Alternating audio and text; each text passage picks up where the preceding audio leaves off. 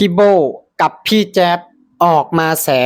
พฤติกรรมของยูทูบเบอร์ชื่อดังเนาะที่เป็นประเด็นอยู่ตอนนี้นะครับผมรายงานช่องคนอื่นจนคนอื่นไปทำมาหากินไม่ได้พี่โบก็เคยสั่งนะเคยสั่งผมนะครับใช้ความเป็นนี่นะบาโบคือเขาบอกว่าบาโบเนี่ยก็คือแน่นอนแหละทุกคนก็รู้ว่านี่คือคลิปนี้ของบ่าวน้อยเนาะบอกว่าบาโบนี่เคยสั่งเขาให้รายงานช่องคนอื่นจนเขานั้นถูกเป็นช่องทำมาหากินไม่ได้โอ้ไปสั่งเขาใช้ความเป็นพี่ไปสั่งเขาอธิบายเจ้าสั่งก็คือจะคุยกับน้องที่เขาพูดก่อนนะว่าทำไมน้องเป็นคนที่แบบคนจูงจมูกง่ายจังเหรอเนี่ยทำไมน้องเขาจะสั่งอะไรก็ทำเลยเหรอถ้าน้องไม่ได้มีผลประโยชน์นะครับเขาจะสั่งอะไรน้องก็ทำเลยนะครับผมจะเล่าเรื่องก่อนนี้ก่อนนะครับเอาเรื่องนี้ก่อนว่าเรื่องนี้มีผู้หญิงคนหนึ่งนะครับผู้หญิงคนหนึ่งนะครับที่เคยถ่ายคลิปกับบ่าวคนนี้ได้ยอดวิว200,000 300,000นิ้วก็เยอะแยะมากมายครับนะครับแล้วทีนี้เมื่อผมเห็นแบบนั้นน้องมีการถ่ายคลิปแล้วผมก็เลยอยากจะสนับสนุนน้องในการให้น้องทำช่องเพื่อจะทำรายได้ควบคู่กันไปด้วยในช่วงที่น้องมีกระแสใช่แล้วน้องก็ทำคลิปน้องคนนั้นนะอันนี้มันเรื่องนี้มันมีเกิดขึ้นจริงน้องก็ทำคลิปพอน้องทำคลิปปุ๊บผมก็ไม่รู้ว่าเขาไปตกลงกันยังไงให้เขาให้บ่าวคนนี้ดูแลช่องให้เรื่องดูแลซ่องนะพี่น้องก็คือการกับบอลลัมเองเนาะเพราะว่าเมื่อก่อนบอลลัมก็เคยให้บ่าวน้อยเนาะสั่งซ่องให้แล้วก็สั่ง Gmail ให้พี่น้องที่ว่าเป็นปัญหาที่ว่าเป็นประเด็นตอนนี้ล่ะที่ว่าไอ้น้อยเนาะหรือว่าบ่าวน้อยปากเซ่นั่นแหละเอาไปซ่อโกงคนอื่นอยู่ตอนนี้แหละพี่น้องช่องให้นะไม่รู้ว่าตกลงกันค่าใช้จ่ายอะไรยังไงครับนะแล้วก็ไปถ่ายให้กับผมจริงผมก็ไปดันน้องให้ผ่านจริงโดยนะครับเมื่อวันที่น้องผ่านน้องติดเรื่องการยืนยันตัวตนน้องติดเรื่องการยืนยันตัวตนผมก็เลยเอาบัตรของผมนะยืนยันช่องให้น้องพ่อของน้องตอนนั้นเป็นพาสปอร์ตแน่นอนพาสปอร์ตนะอันนี้ยืนยันตัวตนเสร็จมันต้องมี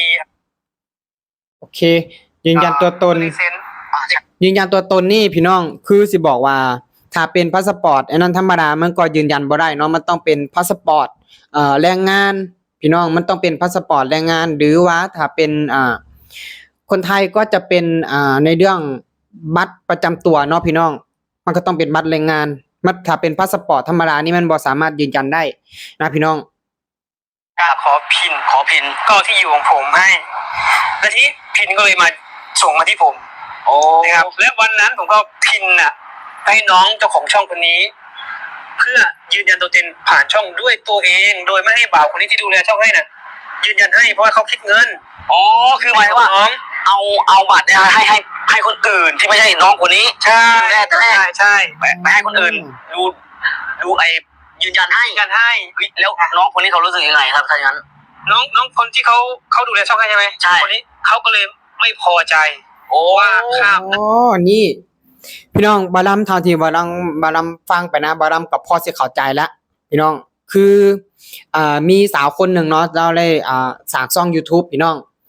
คือเราติดในเรื่องของการยืนยันตัวตนเนาะยืนยันตัวตนก็คือในเรื่องของที่ว่าพาสปอร์ตนะพี่น้องแล้วก็ TU เนาะเพื่อที่จะหับพินเนาะพี่น้องหรือว่ารหัสพี่น้องรหัส6 หลักเนาะจากพินหรือว่า Google Exchange นั่นแหละพี่น้องนะติดที่ตัวนั้นแล้วพี่โบนะพี่น้องพี่โบนี่ก็เลยยืนมือเข้ามาสวยคือเอาบัตรตัวเองน่ะเนาะกรอกเข้าไปให้เนาะแล้วก็กรอกที่อยู่เข้าไปให้แล้วพี่โบน่ะพี่น้องก็เลยหับเอาง่ายๆก็คือหับพินให้หั่นล่ะแล้วก็เอาเมื่อได้พินแล้วพี่โบนี่ก็เลยเอาพินน่ะให้สาวคนนั้นเนาะไปยืนยันตัวตนเองนะพี่น้องบ่ล้ำเข้าใจละก็พอสิเข้าใจละเดี๋ยวฟังไปอีกจังหน่อยก่อนพี่น้องข้ามตาเขาเนี่ยแล้วเขากับผมก็แชทคุยกันไม่รู้ว่าผมทักโทรเขาหรือว่าไม่รู้ว่าเขาโทรหาผมหรือเปล่าผมจำไม่ได้แชทคุยกันว่าถ้าเกิดทำแบบนี้แล้วข้ามหน้าข้ามตาเขาที่ดูแลช่องให้เขาไม่ยอมนะเขาจะเล่นงานนะเขาก็เลยถามผมเนี่ยแล้วช่วงนั้นผมก็เลยบอกว่าแล้วแต่น้องนะแล้วแต่น้องให้น้องให้ ก็คือที่ฟังมานะพี่น้องคือที่เรื่องปัญหาที่ว่ามันเกิดขึ้นในตอนนี้นะปัญหาที่ว่ามันเกิดขึ้นในตอนนี้เนาะเพราะว่าพี่โบเนาะก็เลยว่าออกมาแล้วว่าบ่าวน้อยปากเซเนาะมาเว้าให้พี่โบว่าไปขามหน้าขามตาเพิ่นเนาะขามหน้าขามตาบ่าวน้อยปากเซน่ะเพราะว่าซ่องของสาวคนนั้นน่ะอยู่ในภายใต้การดูแลของบ่าวน้อยปากเซแล้วสาวคนนั้นพี่น้องบ่อยากพี่น้องก็คือง่ายๆก็คือแบบบ่อยากเสียเงินนั่นแหละเพราะว่าหนึ่งมาเนาะก็ยังบ่มีรายได้ในทางนี้พี่น้องบ่มีผู้ใดอยากเสียเงินหรอกนะแล้วบ่าวน้อยนี่ก็เลยบ่พอใจแล้วเท่าที่บ่าวลำฟังมาแล้วพี่น้องบ่าวน้อยอาจสิบ่พอใจอ่าพี่โบนะพี่โบแล้วที่ว่าเอาเอาข้อมูลส่วนตัวของบ่าวลำนี่ไปเฮ็ดแบบนั้นให้กับพี่โบแล้วก็ทุกๆคนที่ว่าเจอปัญหาในตอนนี้พี่น้องอ๋อบ่าวลำก็พอเข้าใจแล้วพี่น้องบัดนี้โอเคเข้าใจละสิทธิ์เขาตัดสินใจอยู่แล้วอย่างเงี้ยใช่ไหมแล้วแต่น้องนะแล้วผมก็บอกว่าบัตรเป็นของผมน้องเอาเลยเหมือนผมสั่งไหมผมสนับสนุนว่าผมสนับสนุนเลยโอเคกับสบายดีพ่อแม่พี่น้องป้องปายเบิดสุขุสุคนนะครับผมวันนี้ก็มาอยู่ในช่องบ่าวลำชาแนลเส้นเก่าเส้นเคยนะครับฝากพี่ๆกดไลค์กดแชร์กดติดตามนะครับเพื่อที่จะไม่พลาดคลิปต่อๆไปนะครับผมคือพี่โบนะเนาะคือเราก็หวังดีพี่น้องเราก็หวังดีเนาะแบบว่าสนับสนุนให้สาวคนนั้นน่ะแบบว่าสร้างช่อง YouTube เนาะหาเงินไปนำเพื่อที่จะมีรายได้เสริม1มากก็คือจากงานประจำ2มากก็คือจาก YouTube เนาะแล้วก็บ่เข้าใจว่าตอนแรกเราไปให้บ่าวน้อยปากเซน่ะเป็นคนสมัครให้เนาะเป็นคนสมัครให้แล้วบัดนี้พอมื้อนึงนะพี่น้องมันใกล้จะผ่านกฎแล้วบัดนี้ก็เลยติดในเรื่องของปัญหาที่ว่าเรื่องยืนยันตัวตนเนาะเรื่องยืนยันตัวตนที่ว่าหับพินพี่น้องหับพินเพราะว่า YouTube เนาะต้องได้หับพินเนาะหรือว่ารหัส6หลักนั่นแหละถึงจะเปิดสร้างได้ถ้าบ่มีพินพี่น้องก็บ่สามารถที่จะเปิดสร้างได้แล้วบัดนี้ผู้สาวคนนั้นสาวคนนั้นเราก็เลยติดในเรื่องของที่ว่ายืนยันตัวตนพี่น้องยืนยันตัวตนแล้วพี่โบก็เลยเอา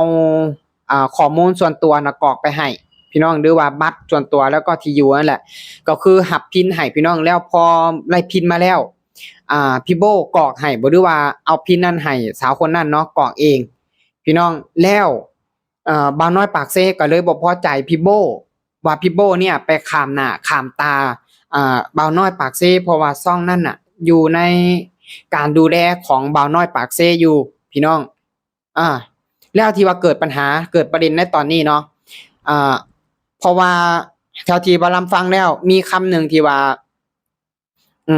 บ่าวน้อยปากเซเนาะเลยว่าไปว่าเขาบ่พอใจนะไปขามหน้าขามตาเขาเนาะแล้วมันจะมีปัญหาเกิดขึ้นอย่างประมาณนี้แหละพี่น้องก็คือเท่าที่บ่าวลำได้ฟังเนาะแล้วบ่าวลำก็พอเข้าใจว่าสิ่งที่มันเกิดขึ้นในตอนนี้พี่น้องก็คือ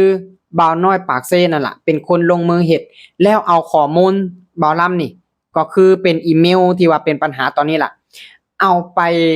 นะพี่น้องเอาไปเล่นงานเอาไปเล่นงานพี่โบแล้วเพื่อที่จะให้พี่โบน่ะเข้าใจผิดว่าเป็นบ่าวลำเองเนี่ยเป็นคนไปแกล้งเป็นคนไปเรียกเงินจากพี่โบคือบอกก่อนว่า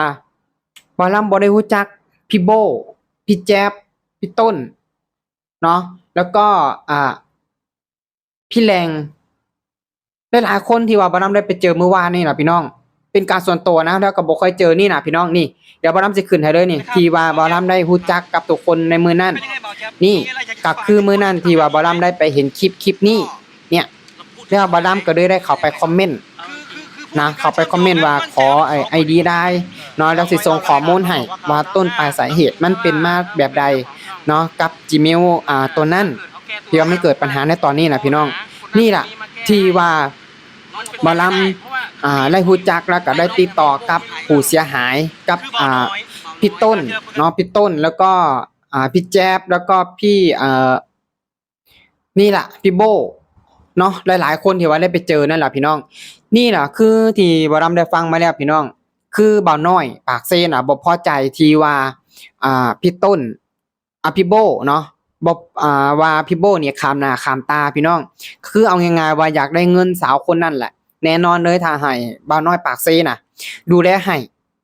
ต้องมีการใช้จ่ายแน่นอนก็คือที่ว่าเราได้บอกเนาะบ่าวน้อยปากเซน่ะเราได้บอกว่ารับเองนั่นน่ะว่าทุกสิ่งทุกอย่างมันต้องมีค่าใช้จ่าย